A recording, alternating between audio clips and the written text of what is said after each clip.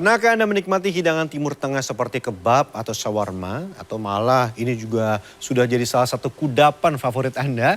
Sore ini segmen Sehari Menjadi akan membawa Anda merasakan sibuknya seorang pengusaha sajian khas dari Timur Tengah.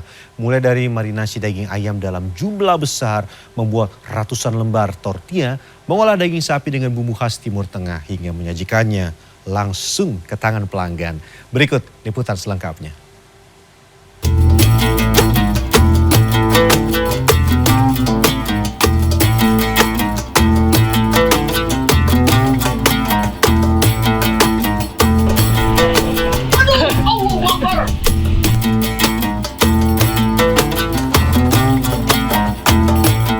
Setiap negara memiliki beragam masakan tradisional, tidak terkecuali negara-negara yang berada di Timur Tengah. Salah satu jajanan khas Timur Tengah yang satu ini rasa-rasanya sudah familiar di lidah warga plus 62. Ini dia kebab dan shawarma. Walau sekilas sama, ada perbedaan loh antara kebab dan shawarma. Tapi nanti saya jelaskan ya. Tonton sampai habis dulu episode ini. Salah satu tempat yang tersohor menjual jajanan khas Timur Tengah berada di Kota Bogor, Jawa Barat. Setelah 5 tahun bekerja sebagai juru masak di Timur Tengah, sang pemilik memutuskan pulang ke Indonesia tahun 2018 mendirikan warung makan kebab dan shawarma. Tentunya dengan racikan khas Timur Tengah. Lihat porsinya, besar banget kan? Karena pakai kentang, kalau yang lain kan cuma kebab biasa gitu kan. Ditambah porsinya besar, jadi sekali makan langsung kenyang kita gitu. Ternyata sebelum seporsi kebab tiba di tangan Anda, ada perjalanan yang sangat panjang. Ini nih ceritanya. Dalam sehari, tempat ini mengolah setidaknya 80 kg daging ayam. Satu ayam dicuci bersih, siapkan bumbu untuk memarinasi. Ada bawang merah, bawang putih, cabai keriting, ketumbar, penyedap rasa, jinten, serta daun salam. Nasrullah menggunakan komposisi bumbu yang sama dengan yang biasa ia gunakan kala masih bekerja sebagai juru masak di sejumlah restoran di Timur Tengah kala itu. Bumbu yang paling dominan adalah bawang merah dan bawang putih yang memberikan cita rasa khas pada shawarma ketika disantap. Proses marinasi membutuhkan waktu setidaknya sehari semalam sehingga rempah-rempah meresap sampai ke seluruh serat daging ayam, terutama bagian dada yang lebih tebal dibandingkan dengan paha. Sambil menunggu ayamnya dimarinasi, kita akan bikin untuk bahan-bahan selanjutnya. Ini ada untuk si dan jadi sudah dihaluskan di tempat penggilingan biar praktis. Jadi kita akan tungguin. Simple. Lanjut kita akan membuat daging untuk kebab. Daging sapi yang sudah dihaluskan kemudian diberi beberapa bumbu seperti bawang bombay, bawang merah, bawang putih, parsley kering, paprika bubuk, jahe, jinten, ketumbar, lada, dan garam. Sama kalau bikin makanan yang dari Timur Tengah ya, ngebelin di bawang ya, dan bawang.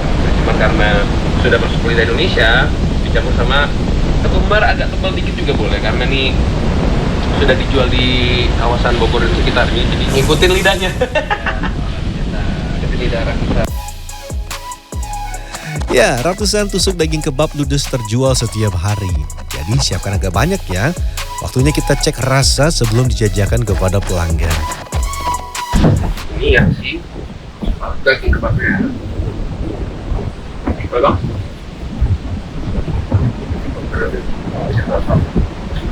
Saya tajam. Dan kuncinya juga di teksturnya, jadi jangan sampai dia terlalu halus karena nanti dia pakai bakso ya. Jadi berteksturnya kayak bakso urat lah. Sederhananya, perbedaan shawarma dan kebab berada di cara masak dan penyajian. Jika biasanya kebab dipanggang dengan tusukan panjang dan disajikan tidak dengan cara dibungkus, shawarma dipanggang secara vertikal dan dipotong tipis-tipis serta dibungkus dengan tortilla atau roti pita. Ayam sudah, terus daging di kebabnya juga sudah nih. Dan sekarang kita akan bikin kuahnya atau tortilla ya bahasanya bang. Campurkan tepung terigu dengan air, garam, dan juga minyak sayur. Masih sedikit lagi, masih harus diaduk-aduk lagi. Selain akan membuat efek berkilau, minyak akan membuat warna tortilla yang dihasilkan tidak terlalu kuning bila sudah selesai dipanggang. Bikin adonan untuk martabak ya? Kan martabak kan martabak luar kan di bulat-bulat juga gitu ya. Tenang, sudah cuci tangan sudah.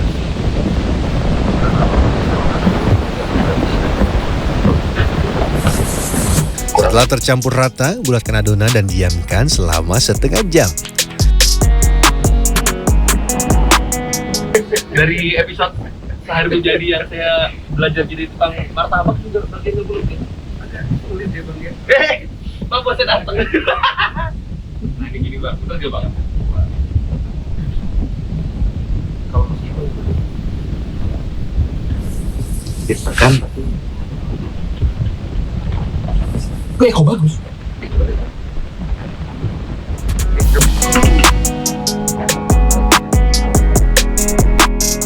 Selanjutnya, tortilla akan dipanggang tanpa minyak dengan api sedang. Alat masaknya unik. Ini terinspirasi dari tempat Nasrullah bekerja di salah satu restoran di Timur Tengah. Aduh, kaget.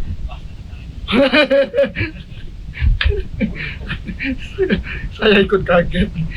Udah aman dong. Apa sih yang panas apaan sih? Kira-kira bagaimana rasanya?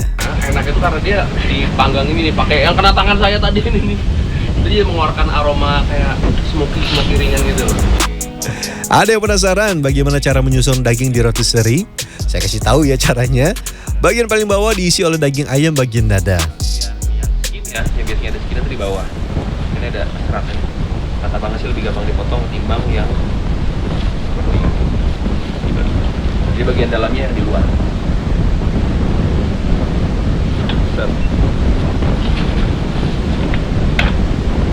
Ada tadi ditaruhnya itu. Sesekali tekan ayam agar tumpukan daging menjadi padat.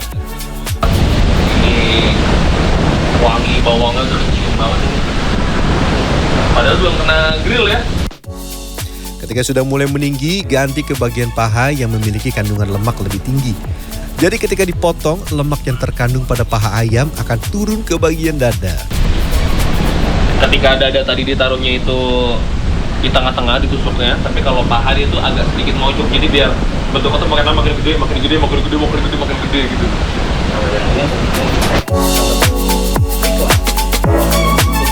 Kalau mau bentuknya rata, ya dipotong seperti ini. Dan sisa dagingnya ditumpuk di tengah-tengah. Jarak dari lokasi produksi ke toko sebetulnya tidak terlalu jauh, sekitar 1 km.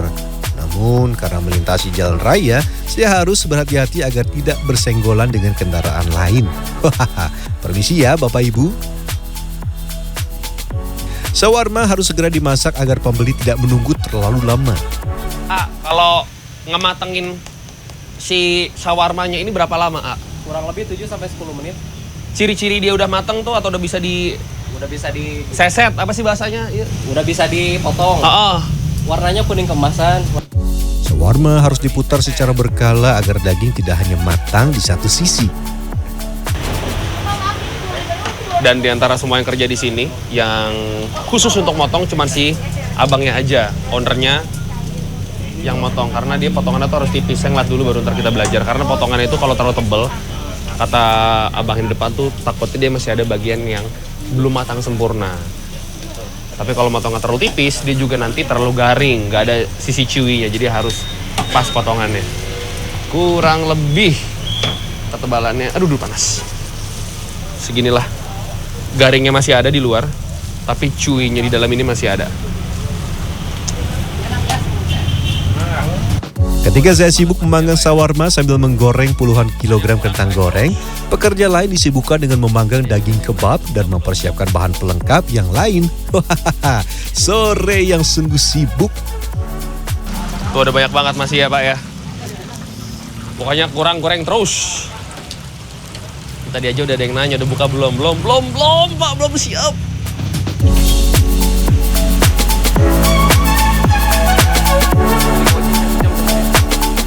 Perlahan pelanggan berdatangan. Ada yang memesan untuk makan di tempat, ada juga yang membeli untuk dibawa pulang. Tuh lihat sampai penuh tempat masaknya. Potongannya di atasnya kalau udah agak sedikit hangat, Berarti bisa dibalik karena bawahnya sudah keras, udah garing. Oh, saya bikin 15, ternyata nambah lagi. Nah, bismillah kalau gini bisa. Karena terburu-buru, tangan saya terkena alat memasak. Maaf ya Pak, malah jadi merepotkan ini. Aduh, Allahu Akbar. Aduh bang, ntar dulu. Alah, ya. Saya.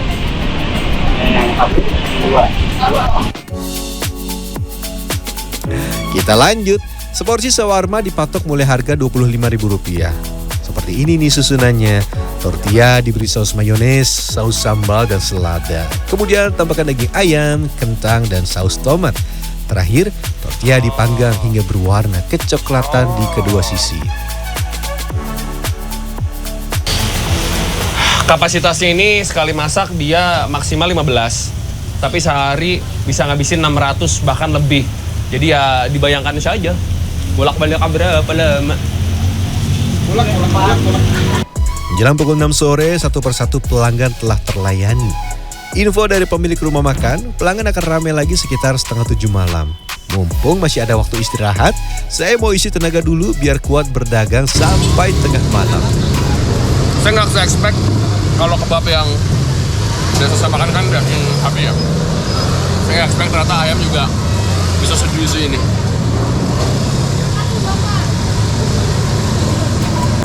Wah, ternyata besar juga kebabnya.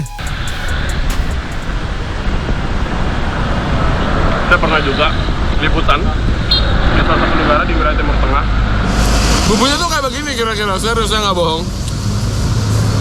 Dia punya bumbu itu nggak strong banget, tapi after taste-nya itu baru berasa rempahnya.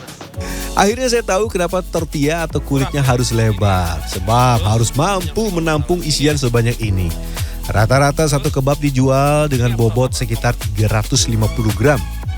Misalkan nih porsi biasa atau jumbo belum cukup, tenang, di sini ada ukuran ekstra besar dengan bobot lebih dari 1,5 kilogram. Tapi harganya agak mahal sedikit ya. Kalau yang biasa dipatok Rp25.000, yang ekstra besar dipatok sekitar Rp100.000. Wah, ada yang mau coba? Hehehe, dijamin kenyang. Rian Fernando di Wigung Yuljarto, Bogor, Jawa Barat.